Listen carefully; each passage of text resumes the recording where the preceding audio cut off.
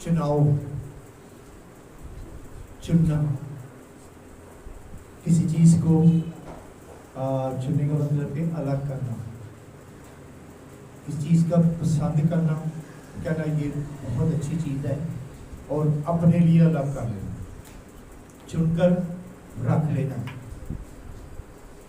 कुछ ऐसे हिस्से जो खुराक के भी होते, खाने के भी, मावा की कर दिया ने चुन के जरा बच्चा रह गया तो चुन के पहले चौके तो बकर रख लेने, कहते नहीं ऐ होता है, ये हिस्सा उसका है। कुछ बेटियों के लिए हिस्से निकाल कर रख लेने, कुछ बेटों के लिए, कुछ बेटियां अपने माँ वास्ते, ये मेरी माँ को पसंद है, चुन के तो पहले बकरा रख लेने, ये माँ का है।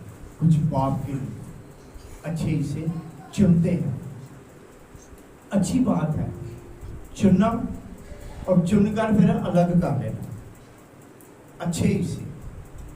जैसे खुदा यीशु मसीह ने मरियम से कहा, मरियम के तूने अच्छा हिस्सा चुन लिया है जो तुझसे छीना ना जाएगा, यानी वो हिस्सा जो छीना न जाए वो अलग कर लो, छुपा लो उस वक्त के लिए जिसके लिए वो रखे जाते हैं। बहुत सारी माएँ अपने बच्चों बेटियों के लिए चिंगियाँ चिंगियाँ शामा खरीद के उनकी शादी के लिए जेज बना दिया ना तो लगा के रखते हैं उस वक्त के लिए। फिर क्या करती हैं, उन्होंने निकालते हैं, वो कैसा खूबसूरत चीज, यानी ये अच्छे हिस्से हैं। याद रखिए कि जिंदगी के अंदर हमारे पास भी बहुत सारे ऐसे फैसले हैं, अनगिनत फैसले हैं, जो हम वो फैसलों को रोज बदलते हैं। सिरे उठने नवा फैसला, नई सोच, नए काम, जिन्होंने राती सोचा होता वो छोड़ के और सिरे एक नवा फैसला लेते हैं। वो कहते कल तो तू ही क्या, आज आप ये कह रहे हैं, हाँ आज मैंने सोचा है आज यही करना है, आज यही पकाना है, आज यही खाना है, ये फैसले हैं। लेकिन हम आज कलाम मुकद्दस के अंदर सीखेंगे कि हमें ऐसे ही डामाडोल इधर उधर ऐसे फैसलों को नहीं करना, बल्कि कलाम मुकद्दस के अंदर से हमें सीखना है कि खुदा बाप कैसे फैसले करता था और उसका बेटा मसीह कैसे फैसलों का चुनाव करता था। ये तो कलाम है ना। जब तक हम सीखते नहीं, हमें अच्छे फैसले करने नहीं आते, हम उन फैसलों पे खड़े नहीं रहते। मैं बहुत दफा कहता हूं कि अड़े रहो, खड़े रहो, लड़ोगे तो जीतोगे यीशु मसीह नासरी के नाम से। सब बोलिए आमीन। और आज हम सीखेंगे और हम अपने फैसलों पे अच्छा फैसला, उस फैसले को जब आप करते हैं, मैं कहता हूं कि उस फैसले की आप दुआ करो खुदा के हुजूर, आप उन फैसलों के लिए सलाहकारी करो। इंसान में लिखा है कि नेक सलाह के बगैर लोग तबाह हो जाते हैं और सलाहकारों की कसरत में सलामती है। अच्छी सलाह लो। अगर समझते हैं कि मेरा बाप मुझे अच्छी सलाह दे सकता है, बाप से करें। अगर आप समझते हो कि मेरी माँ एक अच्छी सलाहकार है और खुदा के साथ जुड़ी हुई है और अपनी माँ से सलाह करी करें, खात्मों से सलाह करी करें। याद रखिए कि जो खुदा के लोग और इसकी चरागाह की भेड़े हैं, आप सलाह करी जरूर कीजिए। आप कलाम पढ़ के दुआ करके खुदा से सलाह करी कीजिए।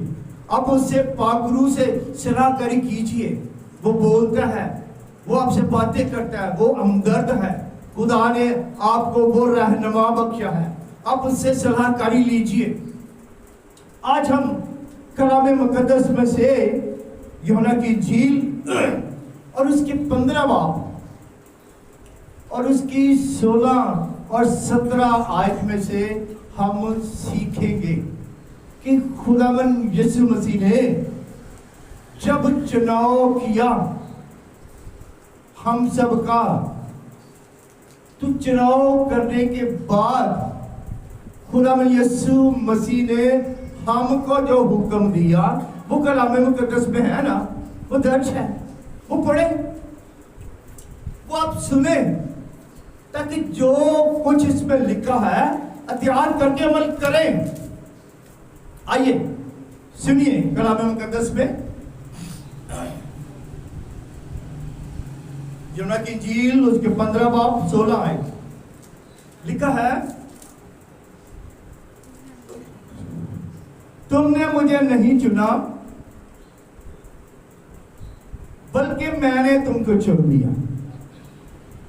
खुदा यीशु मसीह कह रहा है, आपसे कह रहा है, आप सुनने वालों से कह रहा है।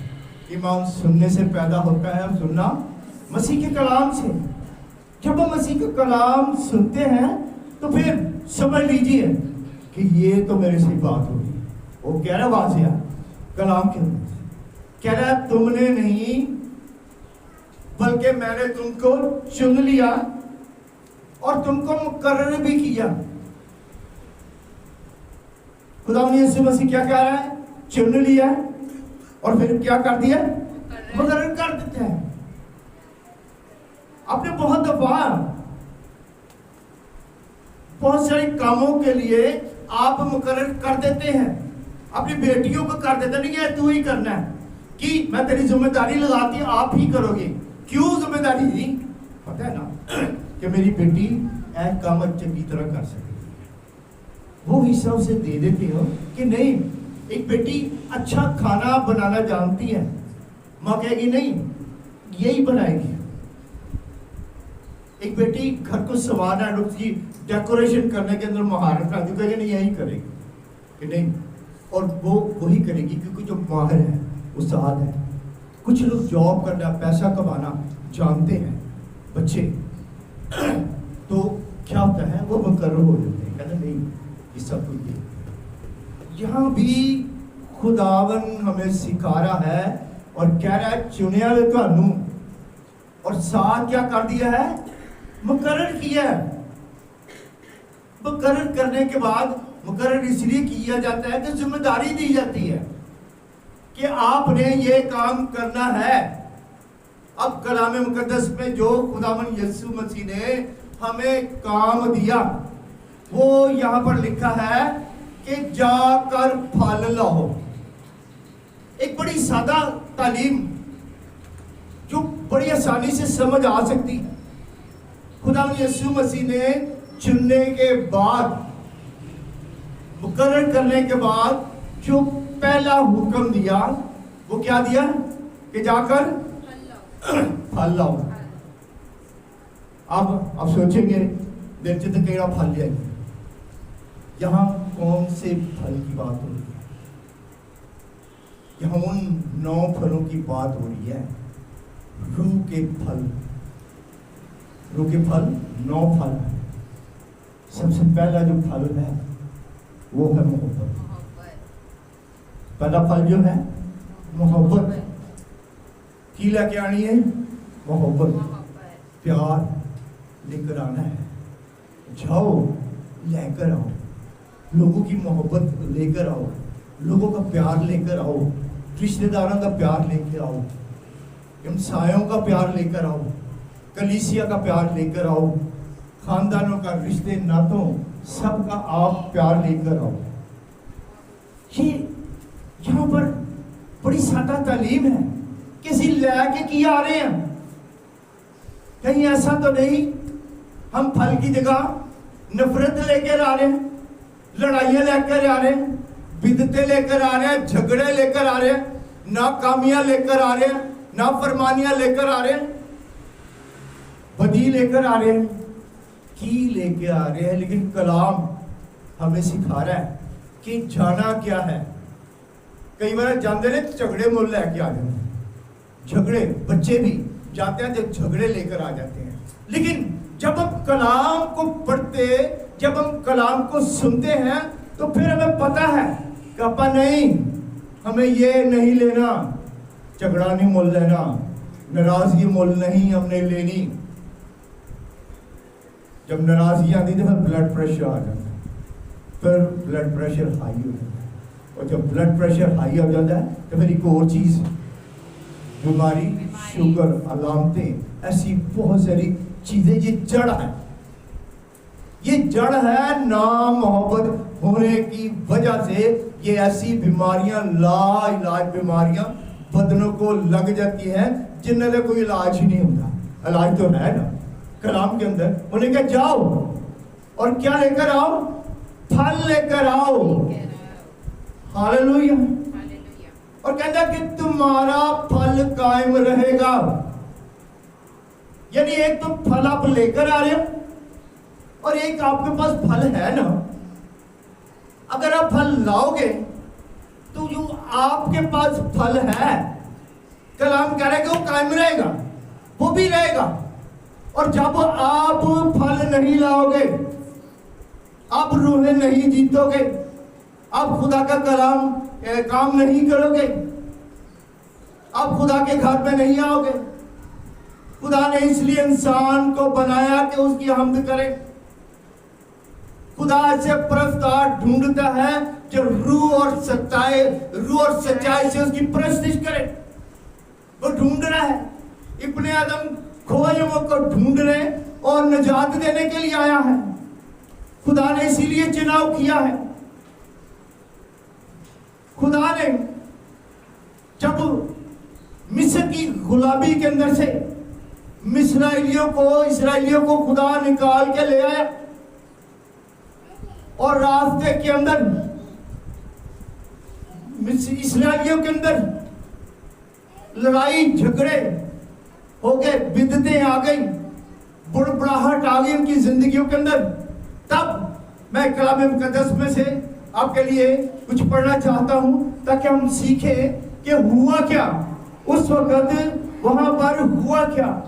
ये कलाम मुकद्दस में गिनती और उसके 17 बाब के अंदर मैं चाहता हूं कि मैं पढ़कर सुनाऊं और आप जरा गौर से सुनो कि हुआ क्या और फिर खुदा ने क्या किया। खुदा ने क्या किया समझ आ जाएगी कि हुआ क्या। लिखा है गिनती और उसके 17 बाब, पहली आज से लेके कलाम मुकद्दस 11 आज तक मैं पढ़ूंगा, सुनिए।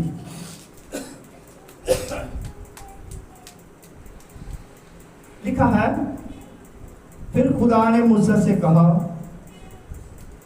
बनी इस्राएल से गुफ्तगू करके उनके सब सरदारों से, उनके आबाई खानदानों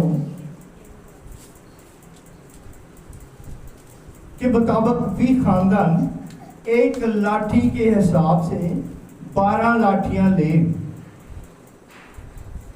और हर सरदार के नाम उसकी लाठी पर लिख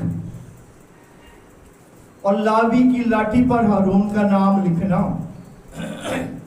क्योंकि उनके भाई खानदानों के हर सरदार के लिए एक लाठी होगी।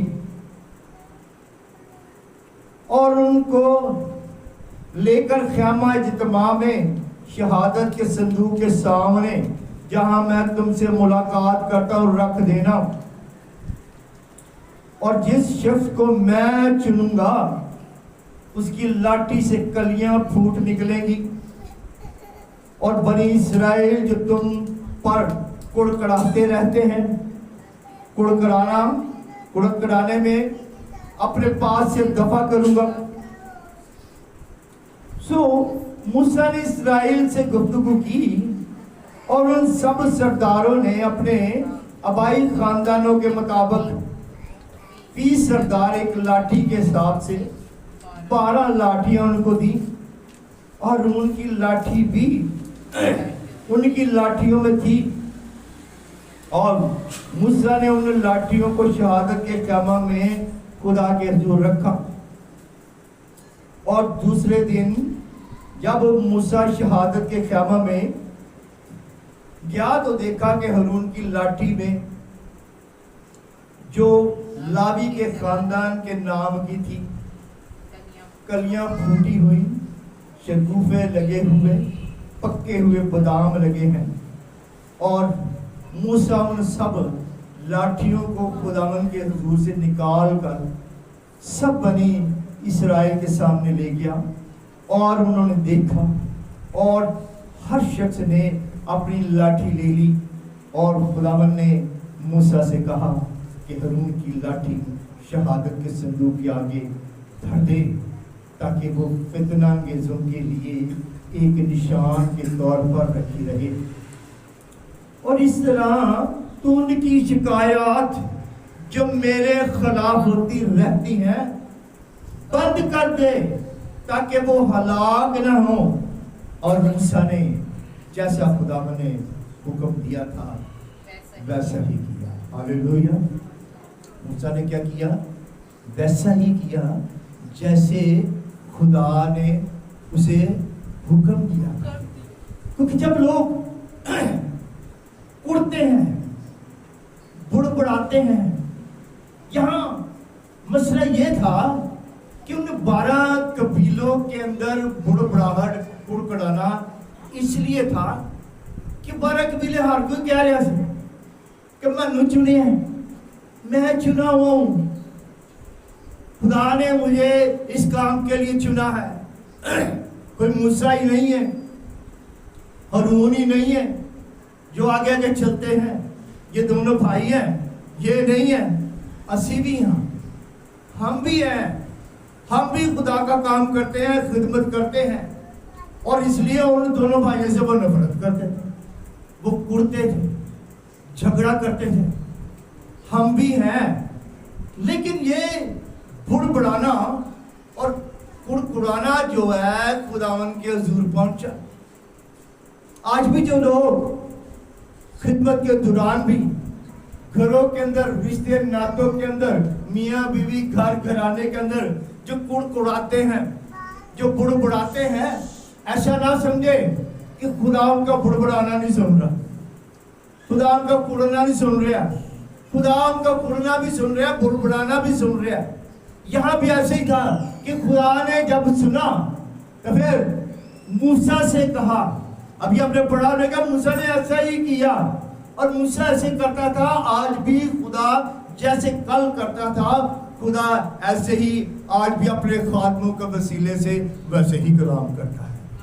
आमीन, वैसे ही करता है। तो खुदा ने उसे कहा कि मूसा देख, ये जो सब बुड़बुड़ा रहे हैं, इन सारियां दी लाठियां ले, सबकी लाठी है। उन दिनों में रिवाज था, बल्कि कह लो का फैशन भी, बल्कि दस्तूर भी था, हर शख्स के पास लाठी होती थी और वो अपनी लाठी लेकर चलता था। और जो लाठी भी होती थी बादाम के दरख्त की सोटी होती थी, वो उसके अंदर खुशबू होती है और वो बड़ी अच्छी लाठी होती जो कलाब के अंदर दर्ज है। हर एक के पास वो लाठी होती है। उन्हें क्या कि इन्होंने क्या कि सारे अपनी लाठियां लैके क्या करें, शहादत के संदूक के कोल रख दें। और कहा मूसा से कि जिस शख्स को मैं चुनूंगा उसकी लाठी से कलियां फूट निकलेगी। हालेलुया। कहना जिन्हों मैं चुनांगा उसकी लाठी तो कलियां फूट निकलेगी, क्योंकि लाठी है तो लकड़ी सूखी थी, लाठी सूखी होती थी, और अंदर ना कलियां होती है ना फूल, क्योंकि सूखी उसके अंदर कुछ भी नहीं है।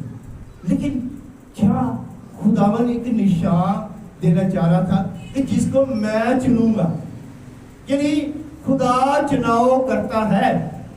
हम नहीं कह सकते कि मैं चुनिया गया, खुदा ने मैनू चुनिया, नहीं, खुदा चुनाव करता है। जो कल करता था चुनाव, वो अपनी खिदमत के लिए आज भी वही चुनाव करता है। उसने कहा ऐसा होगा कि जिस मैं शख्स को चुनूंगा उसकी लाठी से कलियां फूट निकलेंगी। और जब उन लाठियों को रखा तो कलाम के अंदर लिखा कि 12 लाठी, जब दूसरा दिन आया तो जाकर देखा कि जड़ियां 12 लाठियां रखियां सन, उन्होंने चो एक लाठी, 11 कोई कलियां नहीं, कोई फुल नहीं, कुछ भी नहीं, एक लाठी, यानी रूम की लाठी, उसके अंदर देखा गया कि उसके अंदर पत्ते भी लगे ने, फूल भी लगे ने और बादाम भी लगे हुए। हालेलुया। तो जिस शख्स को खुदावन चुनता है उसकी जिंदगी के अंदर फूल भी लगते थे, कलियां भी लग दिया ने, तो उन्होंने जिंदगी हरी भरी होती, तो लोग देखते हैं वो ये खुदा की बंदी है, ये खुदा का बंदा है, चुना हुआ ये वसीला है। खुदा ने पौलुस से कहा, जब पौलुस को खुदा ने चुना तो उसकी जिंदगी के अंदर बड़ी खूबसूरती एक आई और खुदा ने उसके लिए बड़े खूबसूरत वर्ड कलामे मुकद्दस में बोले। खुदा ने कहा ईमान और उसकी 9 बाब के अंदर दर्ज है, लिखा है, मगर खुदा ने उसे कहा कि तू जा, क्योंकि ये कौमों, बादशाहों और बनी इस्राएल पर मेरा नाम ज़ाहिर करने का मेरा चुना हुआ वसीला है। हालेलुया। पौलुस से क्या कहा? कहता तू जा। कौन है? कि ये मेरा वसीला है, यानी मैं इसे इस्तेमाल करूंगा, जो मैं कहूंगा ये करेगा, क्योंकि मैंने चुना है, चुना हुआ। और क्या खुदा ने उसके मुकर्रर भी किया। उन्होंने कहा क्या करेगा? ये कौमों के लिए, उम्मतों के लिए ये मेरा चुना हुआ वसीला है। याद रखिए, खुदा चुनता है। हमें जरूरत है कि उस चुनाव के लिए हमें क्या करने की जरूरत है? अपने आप को पेश करना है, अपने आप को पेश करें खुदावन के हुजूर में। और जब आप पेश करेंगे तो खुदा क्या करेगा? वो चुनेगा, वो चुनेगा, आपको भी चुनेगा। मैं कहता हूं कि आपके घरानों को, घर को वो चुनेगा। जब क्या करेंगे? हम अपने आप को उसके हुजूर में पेश करेंगे। उसने मुकर्रर किया और कहने लगा, जाकर फल लाओ और तुम्हारा फल कायम रहे, ताकि मेरे नाम से जो कुछ बाप से मांगो तुमको देगा। हालेलुया। जब हम फल लाते हैं, हम जाते हैं, तो फिर उसकी ब्लेसिंग, उसकी बरकत क्या आती है? वो कहता है कि आप क्या, कि जाओ मेरे नाम से बाप से जो कुछ तुम मांगोगे वो देगा। जो तो आप जावांगे नहीं, फल लाएंगे नहीं, तो फिर बाप के नाम से हमें कुछ नहीं मिलेगा। इसलिए मेरे अजीजों, हमें घर में जाना है खुदा के, हमें खाली भी नहीं जाना, फल लेके जाना है। हमें रूह जीतनी है, हमें अपने बेटों को लेकर जाना है, अपनी बेटियों को लेकर जाना है, अपने रिश्तों को, नातों को, अपने बहन भाइयों को, हमसायों को, लोगों को खुदा के लिए एक फल जरूरी है।